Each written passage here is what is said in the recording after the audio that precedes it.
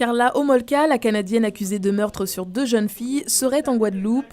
L'affaire fait le buzz sur le mur de notre chaîne de télévision. Selon les internautes, elle vivrait ici sous un autre nom.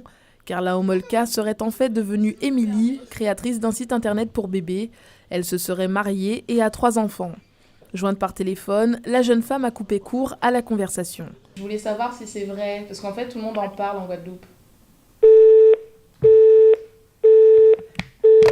Mais ce qui défraie la chronique, c'est que cette Canadienne, condamnée à 12 ans de prison pour le meurtre de 2 adolescentes, travaillerait dans une école maternelle.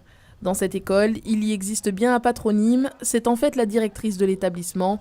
Cette Guadeloupéenne est victime de ce buzz, mais est soutenue par les parents et familles d'élèves. Si c'était une mauvaise personne, on aurait pu remarquer ça.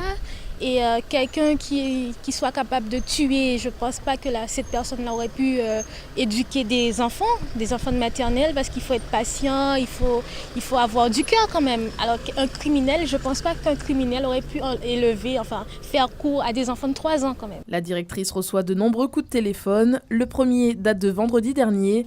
L'appel venait du Canada, de la mère d'une des victimes.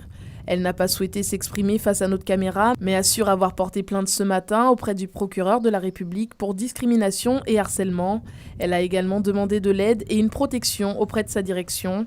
Contactée par notre rédaction, la préfecture n'est pas en mesure de communiquer sur cette affaire pour l'instant.